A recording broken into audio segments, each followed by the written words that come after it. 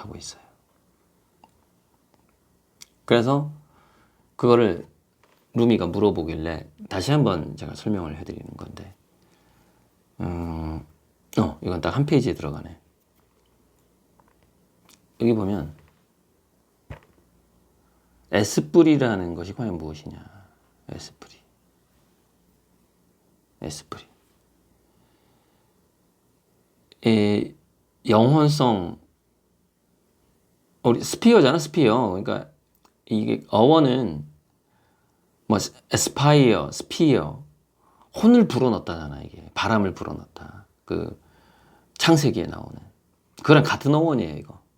그래서 영혼성이라는 것으로 표현할 수가 있고, 작품의 기, 아우라, 영혼성 이렇게 시작되는 거죠. 한국말로 묘미, 미감, 감정, 느낌, 에너지, 생기, 활기, 호연지기, 기백, 기상, 영리함, 유머, 영감, 구도미, 색감, 스토리, 뭉클한 사연. 이건 좀 주관적입니다. 뭉클 사연은. 그다음에 센스, 독창성, 시대적인 독창성이 있겠죠. 그다음 똘끼, 이거는 전위성, 아방가르드가 있느냐, 어드벤처 하냐, 이게 벤처러스 하냐, 벤처기업처럼 이게 좀 튀느냐, 뭐 이런 거죠. 똘끼가 있느냐, 그런 것들이 에스프리에 다 들어가 있고, 작품의 가치는 바로 그 에스프리가 기본이 되는 거고, 그 기본이 장시간 지나도 변치 않는 거예요. 시장에서 특정 작가의 그림값을 올려서 담합을 해서 비싸게 팔고 치고 빠지는 갤러리가 굉장히 많아요. 화가들이 거기에 혹해가지고 넘어가면 사기를 당하는 거예요. 그리고 자기의 작가의 어떤 명성이 완전히 먹칠이 되는 거예요. 저번에 그 K갤러리 사건도 마찬가지고, 사기꾼 갤러리에 걸려가지고 작품 가격 높게 올려가지고 팔았다가 더 이상 이제 그 갤러리가 그 화가를 이제 그 토사구팽했을 때 완전히 망가져 버리는, 아무도 찾지 않는. 그러니까 무슨 얘기냐면 그 특정 갤러리가 그 갤러리에 연관된 컬렉터들을 가스라이팅을 해서 이거를 뭐 10만 원에 사서 1000만 원씩에 판 거죠. 100배. 그리고서 5대5로 하면은 나는 10만 원에 팔던 거를 500만 원을 본 거야, 이 화가는. 그럼 단기적으로 혹할 수 있어요, 되게. 그리고 그 갤러리는 500만 원씩을 챙기고 이 작가를 토사구팽하고, 왜? 유행이 바뀌니까. 그러니까 유행 따라서 작가를 선정하고 키워서 가격을 부풀려서 한번 흥행을 하고, 부동산 떴다방 같은 거죠. 흥행을 하고 토사구팽하고, 이게 이 기간이 아이돌 키워서, 예전에 아이돌 키워서 흥행하고 아이돌 나이 먹으면 한 3년에서 5년 지나면은 토사구 버리고 그 그룹 해체하고, 그거는 2, 3년이잖아요. 근데 미술계에서 화가를 아이돌처럼 이렇게 토사구팽하는 시기는 10년, 20년 정도가 걸려요. 그러니까 작가는 속닥 깜빡 속아 넘어가요. 무슨 얘기냐면 자기가 정말 성공을 했고 대중적으로 인기가 있다라는 것을 믿게 돼요. 왜냐하면 기간이 10년, 20년이니까. 그래서 어떤 특정 갤러리 확 넘어갑니다. 알고 봤더니 토사구팽이야. 알고 봤더니 뭐냐면은 그걸 뭐라 그러지? 버리는 카드야. 버리는 카드. 그게 기간이 길 뿐이지, 기획사에서 아이돌 그룹 키워가지고 이렇게 돈 벌고, 걔네들 조금 나이 먹으면 그냥 또 새로운 아이돌 뽑고 계속해서 그 순환시키잖아요. 그 시스템이 미술시장에도 있어요. 단지 그걸 뭐라 그러지? 한 사이클, 그 기간이 좀 길어요. 그래서 작가들도 자기도 모르게 당해요. 제가 이제 이런 지식들을 대학교 때 선배들한테 너무 많이 들어가지고 일랑 선생님도 정말 많이 얘기해줬고 그걸 조심해야 된다라고. 그다음에 그때 저 선배들이 저랑 대화를 나누던 선배들이 일랑 선생님이 저보다 33세 연상이에요. 저보다 20년 연상이 굉장히 많았어요. 저한테 그런 조언을 해주는 사람이. 그러니까 20대 때 저는 사실 거의 향후 거의 뭐랄까 내가 겪게 될 30년에서 40년의 스토리를 다 들은 거예요. 미술시장이 이렇게 돌아간다 어쩌고 저쩌고 그래서 혹하면 안 된다 뭐 이런 얘기를 대학교 1, 2, 3학년 때 다 들었어요. 그러니까 얼마나 제가 그거를 특히 상업 갤러리에 넘어가면 완전히 망가지는 거예요. 자, 그래서 지금 에스프리 얘기하다가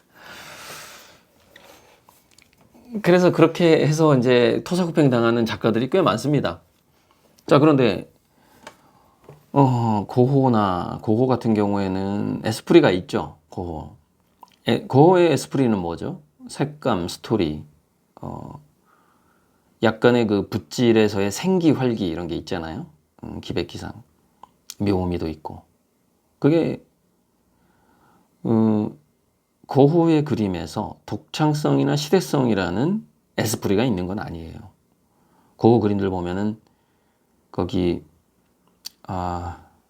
누구 그림 많이 따라했더라? 그 있잖아요. 그 이발소 그림의 원조 누구지? 넘어가죠. 아무튼 그 사람 많이 따라했고 습작, 그러니까 고흐의 10년은 사실 학습기에서 끝나버린 거예요. 너무 아쉽죠. 거기서 10년을 더 살았더라면은 진짜 고흐의 그림이 나왔을 거예요. 고흐는 진짜 자기 그림을 못 그리고 죽었어요. 저는 그렇게 봐요. 그래서 그 동네 청년들이 고흐가 갖고 있던, 그러니까 총을 왜 가지고 있어? 갖고 있던 총을 뺏으려고 했고 그 과정에서 비스듬하게 오발 사고가 났고 피를 흘리다가 죽은 건데 좋은 병원으로 갔으면 살 수도 있었을 거예요. 그러니까 그거는 자살이 아니에요. 절대 자살하는 사람은 그렇게 총을 쏘지 않아요. 거기에 대한 어떤 의사가 쓴 고호에 대해서 그 책을 읽어보진 않았는데 듣기만 했어요.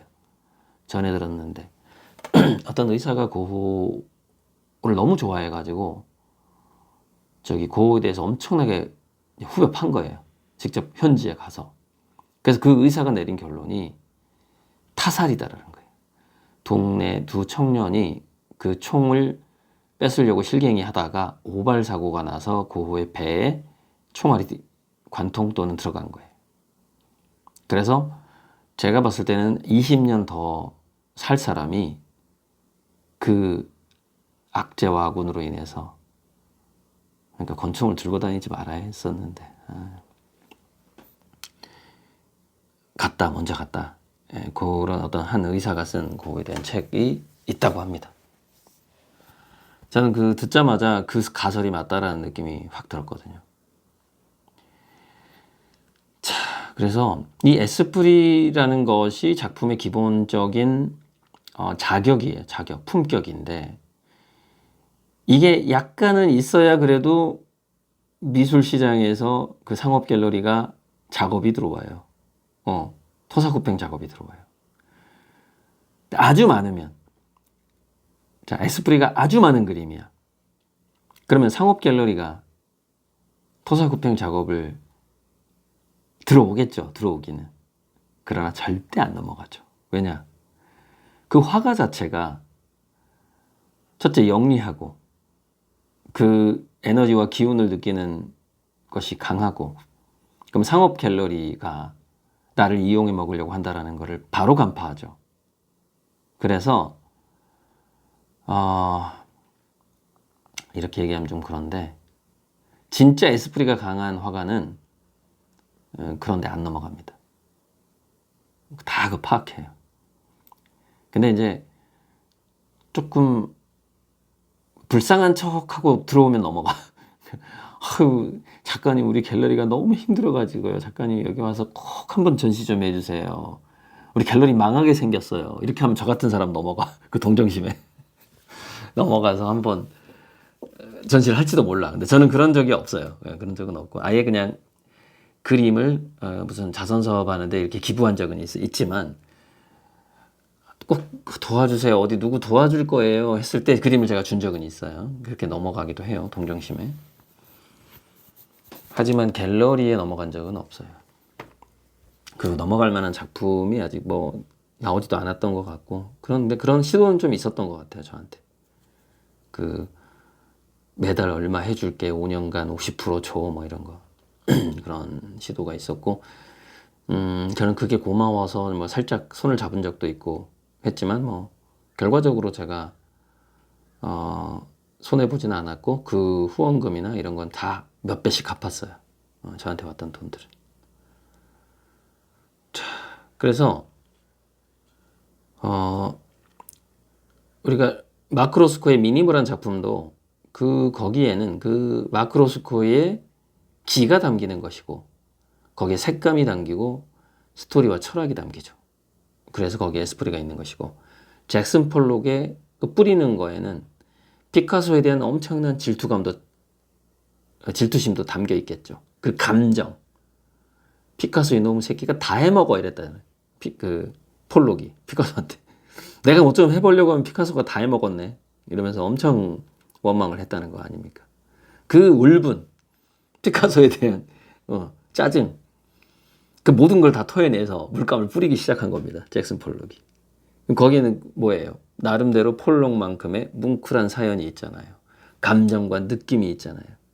그리고 또 하나 잘 뿌렸어요. 잘 뿌려. 그래서 구도미가 있어. 그다음에 페인트 색깔도 좀 나름 이렇게 코디를 했어요. 코디를 잘 했어. 그리고 독창성이 있잖아요. 그래서 잭슨 폴록의 작품에 에스프리가 있는 겁니다. 에스프리를 만들어내는 어떤 조건은 또 한 20가지가 되는 겁니다. 20가지. 그 중에서 한 5가지 이상만 있어도 사람들은 거기서 에스프리를 느끼는 것이죠. 자, 그래서 이제 과연 그 에스프리가 춤추는 손 넝쿨손의 에스프리는 포도 넝쿨손이라는 그 자체가 엄청난 그 을목의 생기와 활기를 가지고 있어요. 사실 그걸 제가 발견해낸 거죠. 그걸 발견한 영리함이 있었죠, 저는. 과감하게. 그리고 제가 이제 구도를 보죠. 심사를 하잖아요. 100개 중에 하나가 선정되거든요, 저한테. 그 넝쿨손 100개 중에 하나 정도가 선택이 돼요. 거기서 제가 구도미와 어떤 그 넝쿨손의 에너지와 묘미를 찾아내죠. 움벨트의 그 구도미는 제가 구도를 잡는 거예요. 화면 위에다가. 그 식물 자체가 그 구도를 갖고 있는 건 아니에요. 식물 자체가 그런 구도를 갖고 있으면 사진 작가가 나서서 얼른 찍어가지고 자기 사진으로 만들겠지. 하지만 그 잡초나 뭐 이런 야생에서 자연에서 나는 풀들이 그렇게 아름다운 구도로 자라지는 않아요. 제가 구도를 만드는 것이죠.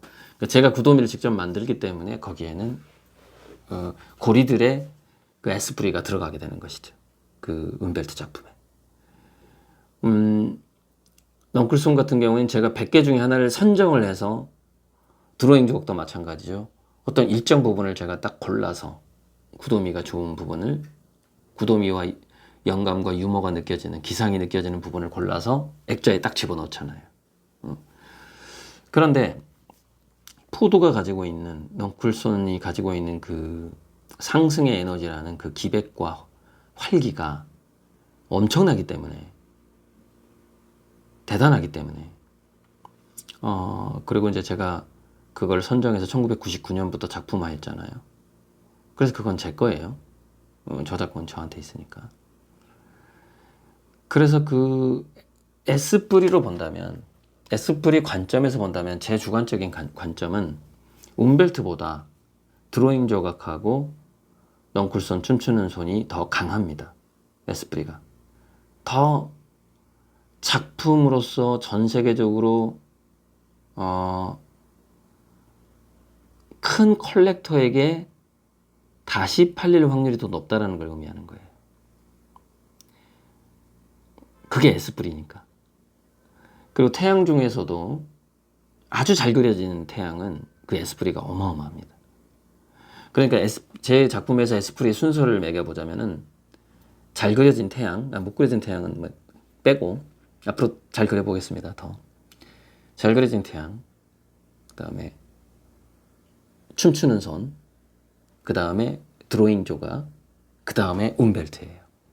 움벨트 달 그림이 에스프리의 입장에서 봤을 때는 저는 가장 낫다고 생각하는데, 근데 이 움벨트의 장점이 있습니다. 이건 구상화거든요. 실제 식물이 사진 찍는 거하고 똑같은 기법이기 때문에. 그렇잖아요. 사진작가가 그 감광지에다가 달빛을 찍는 거하고 똑같은 상황이잖아요. 제가 스프레이 뿌려서 스프레이의 그 빛의 방울, 빛의 방울에 해당하는 물방울이 떨어지는 거 기법과 사진 찍는 기법이 완전 똑같잖아요. 그러니까 이거는 사진이자 구상화란 말이죠. 그래서 우리가 미술 작품들 중에서 사진과 구상화를 누가 제일 좋아해요? 미술품 감상 초보자들이 사진을 좋아하고 그 다음에 구상화를 좋아하죠. 그래서 이 움벨토 작품의 장점은 뭐냐? 고리들 화가를 널리 알려줄 수 있는 그런 홍보, 교두보, 세계적으로 이게 다양한 컬렉터군을 고리들 그림에 입문시키는 역할을 하게 될 거예요. 그러니까 제가 유명해질 때가 되니까 이 움벨트 그림이 나온 거죠. 사실은 이것도 그 어떤 사주팔자의 코드대로 이 작품이 지금 탄생을 하게 되는 겁니다. 저는 그렇게 해석이 되거든요. 자, 마지막에 그런데 만약에 그 감상자가 중동인이고 이스라엘 사람인데 이렇게 쳐봅시다. 사막지대에 사는 사람이야. 그런데 자기 지역에서는 포도가 자랄 수가 없어. 근데 이렇게 저 멀리서 송수관으로 물을 끌어다가 자기 집 앞에다가 포도밭을 하나 읽었다고 칩시다. 사막에 사는 이스라엘 사람이나 중동인이. 그래가지고 보통 물을 뭐 1시간마다 한 번씩 주면서 포도를 키웠어. 그래가지고 이제 저녁 때 이렇게 포도 열매가 맺힌 걸 본 거야. 그래서 물을 한번 탁 주고 집에서 이제 커피 한 잔 탁 타서 자기가 직접 갖고 온 포도나무도 몇 개 안 돼. 한 2개밖에 안 되는 거야. 키우기가 힘들어, 사막에서. 그래서 포도밭 안으로 들어가서 이제 밤에 달이 떴는데 이렇게 커피 한 잔을 탁 하면서 밤하늘의 별을 보는데, 참 제가 요즘에 유성을 안 그렸구나. 움빌트도 유성이 좀 지나가주면 좋죠. 소원을 비는 유성 하나씩 좀 그려야 되겠네. 달밤에 유성이 착 지나가고 은하수가 딱 보여. 포도 잎과 포도 열매 사이로. 제가 지금 그리고 있는 그 움벨트 구도가 딱 나오는 거죠. 중동에서 비싼 돈을 주고 물을 사서 포도밭을 읽었던 사람이 제가 중동 전시할 때 제 그림을 보면 어떻게 되겠어요? 태양이고 뭐고 눈에 안 들어오는 거예요. 이거는 굉장히, 이게 뭉클서연이라는 건데, 작품의 에스프리를 느끼는 것도 상당히 주관적이라는 것이죠. 평행우주적인 것. 자기 세계관과 자기의 경험에 의해서 강한 충격을 받게 되는 거죠. 중동에 그런 사람이 있다면 아마 만약에 그 사람이 부자라면 움벨트 그 달 그림 또는 게다가 또 거기서 초승달이네. 자기 나라 국기에 들어가 있는 초승달이야. 그 초승달이 마호멧과 성모 마리아를 상징한다고 하는데, 마호멧, 성모 마리아, 뭐 그 국기가 다 그런 신화적인 거거든요. 또는 뭐 자기 조상일 수도 있고 막 그래요. 여기 1번부터 50번까지 제가 다 살게요. 이렇게 되는 거죠. 보통 그걸 아도 친다고 그러는데 좀 상스러운 일본어일 것 같은데, 그런 경우가 있어요. 그냥 다 사버리는 거죠. 강력한 포도밭의 추억이 있거든, 이 사람은. 그리고 그게 그 포도밭을 더 사막에 일구고자 하는 열망이 있어. 그러니까 얼마나 그 그림이 사고 싶겠어요. 그런 어떤 에스프리도 특별한 자기 사연이 있다면은 100사람이 보기에는 태양의 에스프리가 더 강하지만 그 사람은 그 태양이 눈에 안 들어오는 거죠. 태양하면 또 덥고 사막 지역에서 더 이상 나는 햇빛을 쬐고 싶지 않아 막 이렇게 되는데 굉장히 주관적인 거죠. 포도밭의 달밤이 훨씬 좋아 보이는 거죠. 그런 에스프리라고 모든 사람에게 통하는 건 아니다. 그 말씀을 드리고 에스프리 부분은 넘어가도록 하겠습니다. 1시간 넘었네. 자, 그래서 이제 스프레이를 오래된 거 있잖아요. 새로 산 거는 이게 너무 골고루 이렇게 뿌려지기 때문에 그림이 별로 안 좋아. 오래된 거, 10년 이상 된 거, 어디서 주워온 거. 스프레이 그 사가서 플라스틱이 부러졌는데 이렇게 순간 접착제로 고정하고 보강하고 실리콘 바르고 테이프로 감싼 거. 그런 것들이 그림 그리는데 더 좋더라. 이건 제가 찍은 사진이에요. 줌포. 이런 게 이제 대낮의 움벨트 개념이죠. 이런 그림도 참 좋긴 해요. 근데 참 답답하죠. 갇혀 있는 것 같죠. 근데 이 구도에다가 달과 별이 있으면 희망, 꿈, 굉장히 밝죠. 움벨트는 달하고 훨씬 잘 어울린다라는 것이죠. 이게 지금 태양 움벨트잖아요. 이거 좀 제가 뒤집어서 붙인 것 같은데 저는 이제 태양 위에 있는 게 좋아서 뒤집어서 붙였는데 또 이 나뭇잎이 상승하는 게 더 좋거든요. 남성적인. 그래서 이게 더 좋아서 이게 뒤집어서 붙인 건데 이런 데나드 움벨트 이게 제 거 아니에요. 어떤 사진 작가가 찍은 걸 것 같아요. 무명의 사진 작가가. 이거보다 달밤의 움벨트 얼마나 좋습니까? 이제 그림 딱 나오죠. 달밤 움벨트 얼마나 좋아.